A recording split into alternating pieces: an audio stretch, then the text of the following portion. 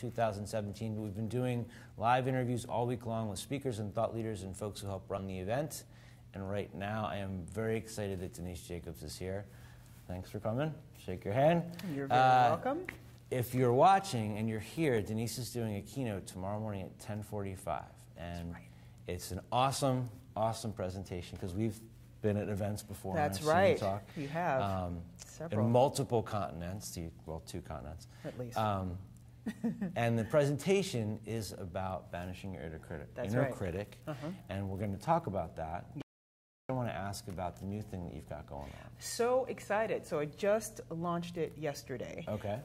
So I'm starting a speaking boot camp. Okay. It's called Amplify You, and the URL is Amplify-U. Okay, which we'll put in the show notes. We'll put in the show notes. And basically I started it because I get a lot of people asking me, you know, like, how do I become a better speaker? Even if, for example, like they're like, I just have to give presentations within my company. I don't like it. And so people are terrified about speaking, or they just want to be able to speak better, or they have ideas that they want to give, you know, put forth. And so at NDC Oslo, for example, I've done a speaking workshop, like kind of a full day one last year, and then a half a day one this year with my colleague Jesse Sternshoes. Oh, the most awesome of awesome. Hey, Jesse. What's up, Jesse? I didn't make that connection. Yeah, no, we're like, you know, thing one and thing two, basically. Wow. The large version and the condensed version. Yeah. So we've done these speaking things together, and then we've also done speaking coaching for speakers at NDC Oslo.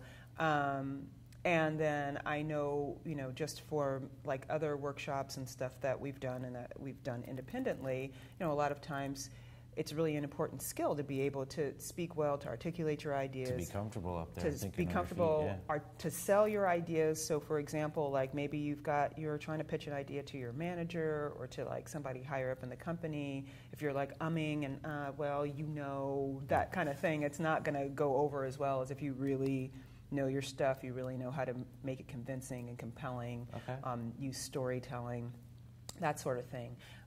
So in the boot camp, it's going to be 2 days. Okay. As a matter of fact, it's kind of 2.5 days. So the first day, people are going to come in. We're going to have a big dinner with the whole group, and then the next morning, I'll have lunch and breakfast and everything for people.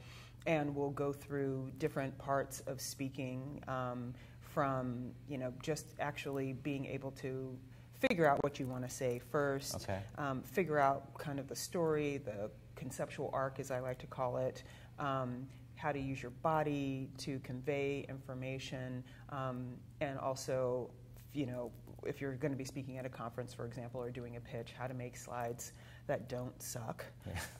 Like bullet points are the work of the devil, just FYI, folks. And how to use visual storytelling, which is something that I'm particularly a big proponent of. And then the next day we'll have more of that, and then everybody will be able to give like a short presentation. I'll probably work on it and workshop it a little bit during the boot camp, and then at the end everybody will do like a little 5-minute presentation, and everybody will get to see it. Like a little lightning talk. Like a little lightning talk, yeah, I like that. I'm going to actually change that on the website. So are they going to be doing it individually or in small So groups? it's going to be individually. I'd like people to basically come in with an idea of what they want to start talking about. I'll also give guidance on, you know, like maybe you could come at it from this angle, maybe, you know, how do you know your audience, things like that. And then the other thing that's really nice about this, which I think a lot of things don't do, is that there's going to be this follow-up. I always really like having contact with people after the workshop, because a lot of times you go to workshops and you're like, I just had this amazing day, and now it's over. You know, back in to the factory, real life. So I will have several things as kind of follow-ups to it. I'll have an email series with like kind of weekly prompts for homework. Okay. So, and just reminders of different pieces of information and also resources, because I'm really heavy on like read this article, watch this video, do this, do that, because we won't be able to do that during the workshop. Well, and they also, I mean, for me, like when I got started, it's not just somebody helping you understand, but it's realizing what's going on with me. Like when you're up there tomorrow morning in front of 2,200 people, which is a lot. There's a lot of folks.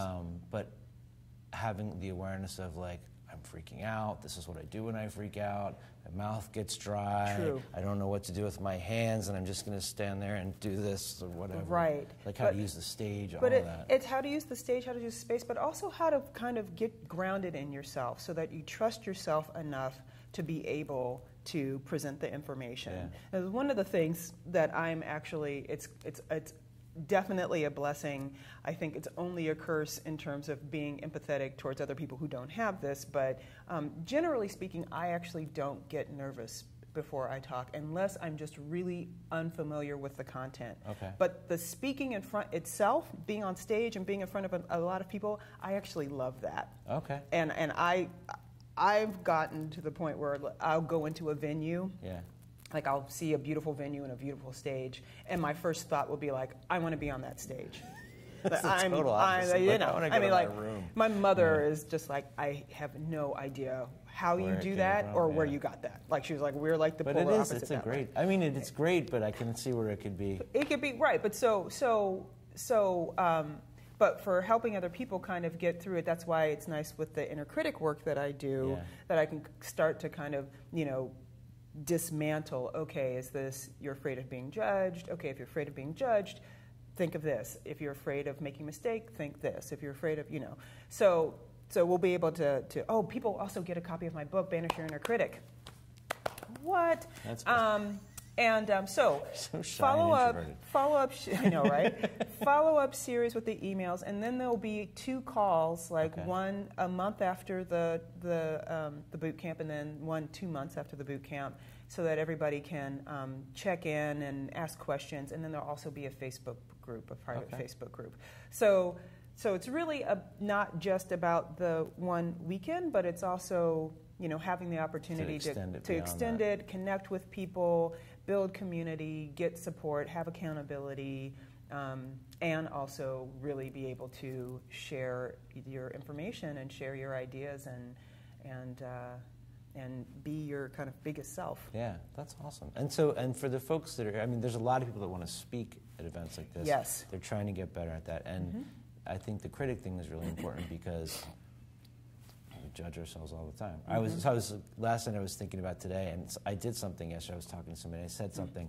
I spent about 2 hours just like locked in this, I suck, I'm terrible. Oh, dude. And I was thinking about the fact that we were talking, I I'm like, need the book. what would she say I should do? What would she say? And all the other people, to like Christopher Avery and the other people here, I'm like, oh, they would all be telling me like, let go. I'm like, yeah, but I suck. So having mechanisms. Sometimes, like I think last night I was just too tired to really work through it, but tools that you can use to just let it go. Right. That's a big part of the learning process. And I would say too. So wait a minute. I have to like circle back and just put a pin in this. Okay. Last thing. So for the Amplify, because I do want to get. Oh, to we're going to come. We're not. But go ahead. But I do want to say. No, actually, I'm like. Okay. Yeah, before this segue. But what I wanted to say is that the boot camp is in Miami. Okay. So it's in Miami, which is gorgeous in October. It's going to be the weekend of October 7th and 8th. So come in on the 6th, be there 7th, 8th is the last day. And it's going to be really fun. So if you're, come on into Miami. I've got some hotels set up that are nice and in the area. How many people are you going to have in there? 24. Have space for 24 folks. Yeah, so it's not too small. It's not too big. It's like, nice, like I said, nice community size, I think. Okay. So we're going to include the link and the dates and everything else in there. Yes. So the inner critic thing. So one of the reasons I wrote the book is because I felt like what happens is people will go into that downward spiral, like you said, and won't have anything to kind of grab onto. It's just like you're like, and I have the tools. I was just too tired to use them. Yeah, and sometimes you're just tired, right? Like, that's real. Yeah. But in other times, I think when you kind of have your wits about you and you're not, exhausted, it's nice to like have a really big toolbox, right? Because then sometimes if you have a small toolbox, you're like, I've got a screwdriver and I got a hammer. And I need a wrench. What I need is a wrench. Or a ratchet set or something, a drill. And you don't have it, then you're just like, how can I take the screwdriver and use it like a drill? Right. Or a torpedo launcher. So one of the things I think is really useful is if you have like a lot of tools at your disposal, right? Like you have like, it's almost like a workshop. You walk into like when you're like, I can make anything.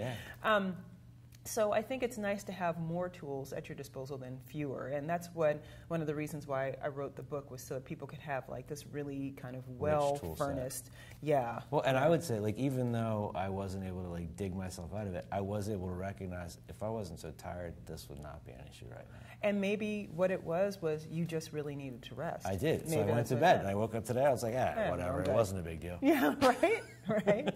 And maybe one of the things too. I mean, actually, I didn't even kind of consider this in the book, but maybe one of the things ways that the inner critic actually serves as a positive thing is like a litmus strip, right? Like, are you really tired?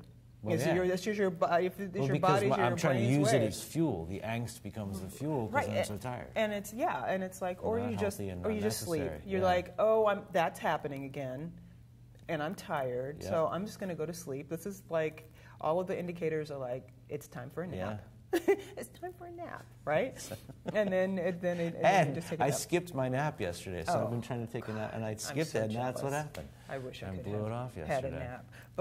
But yeah, so the nice thing about all of that stuff, I have to say, like, being at this conference has been, I might even get teary. Right? I get that. I'd be like, I can't even believe how amazing this is. Great energy, and I just really like, one of the things that is interesting about working in the tech industry and working in the software industry and like working with people who are, developers and design, that sort of thing, is that people can be very like single-minded in a way, and very kind of like, it's all about tech, and there's nothing but this, the tech and the coding and and the solutions and stuff, and not really being open to like the human side of it, or the emotional side of it, or the the personal growth side and the professional development side of things. And I feel like just coming here, it's just like, if only people here cared about those things.